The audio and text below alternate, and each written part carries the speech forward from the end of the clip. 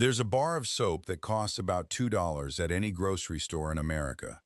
And right now, somewhere on the internet, somebody is swearing it's the secret that exterminators don't want you to know. That one bar, tucked in a drawer, in the attic, behind the stove, will send every mouse in your house running for the hills. $2 instead of 200. The hidden trick the pest control industry has supposedly been hiding for decades. I'm going to tell you the truth about that soap. And the truth is more useful than the myth, because the myth is going to cost you a wall full of mice and a repair bill you never saw coming. Here's what's real. Mice live in a world built almost entirely out of smell. Their eyesight is terrible. A mouse can barely see you across a room. It sees blurry shapes and movement, and not much else. But that nose is a machine. A mouse can detect odors in concentrations so small we can't measure them with our own senses. Scientists who study these animals will tell you their sense of smell guides nearly every decision they make. They navigate by scent, they find food by scent, they recognize their own family by scent, and they decide whether a space is safe by scent. And a strong, sharp, unfamiliar smell in a tight, enclosed space can absolutely make a mouse uncomfortable. That part is not a myth. That part is biology. So when people stuff a strongly scented soap into a drawer and the mice stop showing up in that drawer, they're not imagining it. Something is happening. The question nobody asks, and the question that changes everything, is this. Did the mice leave the house, or did they just move to the room that doesn't smell like soap? That distinction is the whole story. And it's the part the viral videos skip right over, because it's the part that doesn't sell. Let me tell you why the problem exists in the first place. Because once you understand this, you'll never look at a mouse the same way again. A house mouse needs almost nothing to live. It needs a gap the width of a pencil, about 1/4 of an inch, to get inside your home. Let that sink in. If you can fit a number 2 pencil through a hole, a full-grown mouse can follow it. People assume a mouse needs a mouse-sized hole. It doesn't. Their skulls are the limiting factor, and a mouse skull collapses narrower than you'd ever believe. The body just pours through behind it like water. Once inside, a mouse needs maybe 3 grams of food a day. 3 grams. The crumbs under your toaster could feed one for a week. A few kernels of dropped cereal, the grease on an unwashed pan, the seed your bird flicks out of its cage, that's a banquet to a mouse. And here's the number that should make you sit up. A single female mouse can have 5 to 10 litters in a year, with up to a dozen pups each time. Those pups are ready to breed in about 6 weeks. The math is brutal. A pair of mice in optimal conditions can, on paper, turn into hundreds before the year is out. Now, real life is messier than the math. Predators, cold, and disease cut that number down hard, and most homes never see the worst-case version. But you understand the engine you're dealing with now. This is not a pet that wandered in from the cold. This is a reproductive machine that found shelter, and it is working around the clock. So now picture that machine, breeding in your walls, and picture you fighting it with a single bar of soap. Here's why the common solutions fail, and I'm going to include the soap in this, because you deserve the straight version. The peppermint oil cotton balls, the ultrasonic plug-in devices, the single bar of Irish Spring in the pantry, the dryer sheets. They all share the same fatal flaw. They are scent-based or signal-based deterrents, and a hungry, established mouse does not care about your discomfort campaign. There was research out of the University of Nebraska, a state that knows more than a little about rodents, looking hard at these kinds of repellents. The finding, in plain English, was that scent deterrents might shift where rodents go in the short term, but they do not reliably drive an established population out of a structure. The mice habituate. They get used to the smell the same way you stop noticing a candle after 10 minutes in the room, or they simply route around it and carry on. And those ultrasonic devices you see in every hardware store, the ones that promise to blast mice out with sound you can't hear? The Federal Trade Commission has actually gone after manufacturers of ultrasonic pest devices for making claims they couldn't back up. The FTC sent warning letters to a long list of these companies because the science just wasn't there to support what the packaging promised. Read that again. A federal agency had to step in because these products didn't do what the box said. That's not a conspiracy theory whispered on the internet. That's the public record, sitting right there for anyone who looks. So if the soap doesn't drive them out, why does half the country swear by it? Here's the big reveal, and it's the thing nobody bothers to tell you. The soap works, but not the way you've been told. A strongly scented soap, the cheap green kind with the heavy fragrance, can act as a mild, localized deterrent. Keyword localized. It can make one drawer, one specific shelf, one small sealed box less appealing for a little while. The strong tallow and fragrance smell is genuinely off-putting in a confined space where it can build up and hang in the air.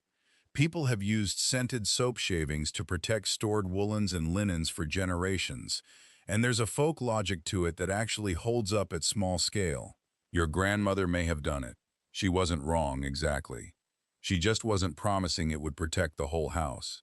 But a deterrent is not an eviction. And this is where older folks, the people this matters to most, get burned the worst. You put soap in the kitchen. The mice are still in the walls, still breeding, now just doing their business in the laundry room or the basement instead. You think the problem's solved because you stopped seeing them in the one spot you treated.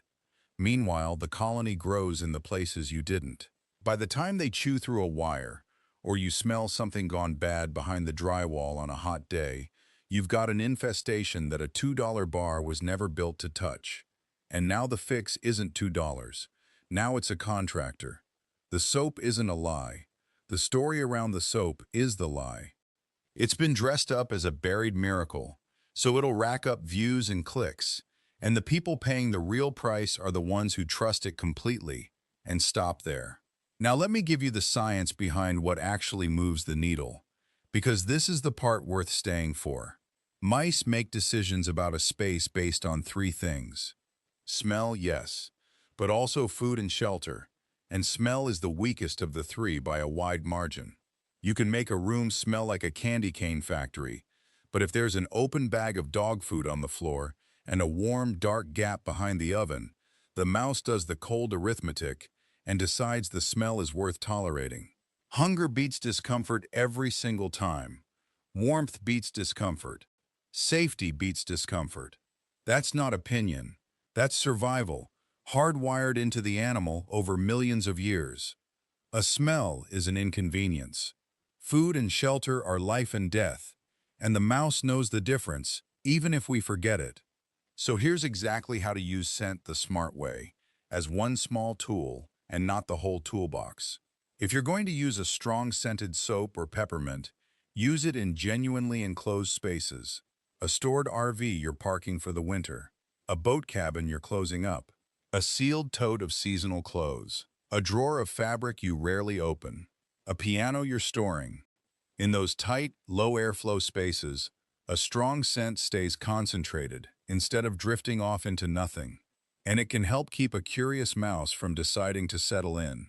Grate the soap so it has more surface area, throwing off scent. Refresh it every few weeks because that fragrance fades faster than you think. And understand exactly what you've bought. You've bought a little protection in one small box. You have not defended your home. That's the honest ceiling on the soap trick. And if a video told you anything bigger than that, it was selling you a feeling, not a fix. But here's the second secret, the one almost everyone ignores completely, and it's the one that actually ends the war. Mice don't have a smell problem with your house.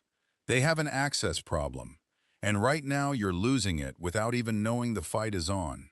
Everyone obsesses over what to put inside to repel them. Almost nobody asks the only question that actually matters. How are they getting in? Because if you seal the door, every deterrent inside becomes almost irrelevant. You're not fighting the mice anymore. You're fighting the architecture of your own house. And the architecture is winning because nobody's checked it in years. This is called exclusion, and it's the single most effective thing a homeowner can do. It's the thing professionals will quietly tell you matters more than any bait, spray, or gadget on the shelf. And here's the kicker, the comparison that should stop you cold. A professional exclusion job from a pest company can run you several hundred to over $1,000. The materials to do the core of it yourself? Often under 20. Here's the system. You walk the outside of your house slowly, on your hands and knees if that's what it takes, with a good flashlight, ideally near dusk when gaps catch the light. You're hunting for any opening a pencil could slip through. Around the pipes where they enter the wall. Under the doors. Where the dryer vent pokes out. Cracks in the foundation. Where the cable and utility lines punch through the siding. Around the gas line. Mice can chew through a shocking amount of material.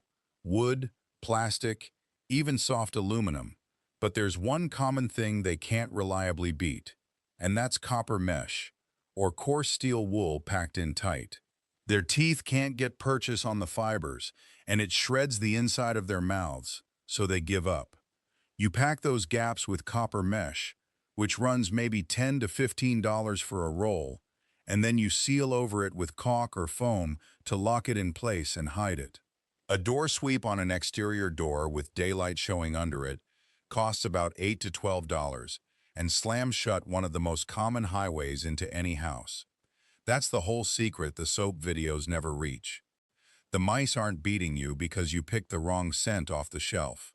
They're beating you because there's a hole the size of a pencil somewhere on your foundation, and you've spent your time and money treating the symptom instead of closing the door.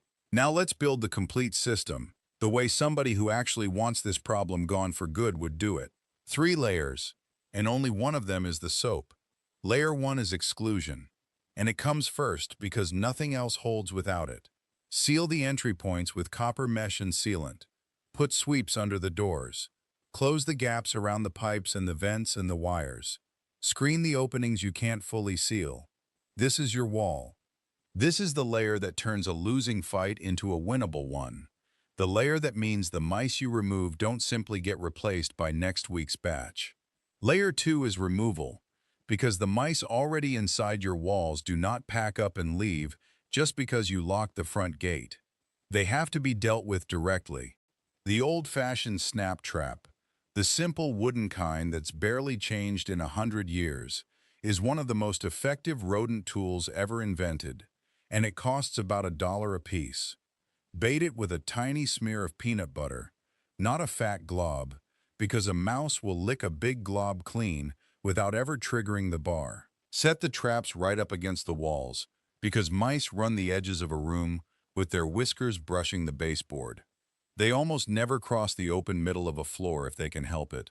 So a trap in the center of the room is a trap that catches nothing, and set far more than you think you need. 6 cheap traps working all at once will outperform one expensive electronic gadget every night of the week. Layer 3, and only now do we get here, is deterrence. Your scented soap, your peppermint oil, placed in the enclosed spaces where it genuinely earns its keep as the finishing touch on a house you've already sealed and cleared out. And the single most powerful deterrent of all costs you nothing but habit. Take away the food. Store your dry goods, your flour, rice, cereal, pet food, in metal or glass containers, not cardboard and not soft plastic, because a determined mouse chews through both of those like wet paper. Sweep the crumbs at night. Don't leave the dog's bowl out till morning. Fix the dripping faucet, because mice need water too. A mouse that can't find a meal in your house doesn't stay, and just as important, it doesn't send out the scent signals that tell its family there's a good thing going on inside your walls. Let me put the real cost comparison right in front of you, because this is where the whole upside-down picture finally snaps into focus. The pest control contract, the recurring kind with the quarterly visits and the clipboard, can run you a few $100s a year, every single year, for as long as you keep writing the check. The one-time emergency call when you've already got a full-blown infestation, several $100s and climbing. The professional exclusion job done for you, often $1,000 or more once labor's in there. And the do-it-yourself complete system, the real one? The copper mesh, the door sweeps, the dozen snap traps, the tube of sealant, the glass storage jars, and yes, The $2 bar of soap for the storage totes. You're looking at somewhere in the range of $40 to $60, one time, for the heart of it. Not because there's a buried miracle the industry hid from you, but because most of that professional bill is labor and recurring service, and the actual materials are cheap, ordinary, and available to anyone willing to spend one afternoon crawling around their own foundation with a flashlight and a roll of mesh. And that's the part that should make you just a little bit angry. Not that someone hid a magic soap from you. There is no magic soap. What got buried is the boring truth. Exclusion. The unglamorous, get on your knees, find the hole, pack the mesh truth. Because here's the thing about the truth. It doesn't make for a great thumbnail. A glowing green bar of soap with a shocked little cartoon mouse, that gets the click. A man on his knees jamming copper wool into a foundation crack does not. So the real answer got shoved aside to make room for the better story.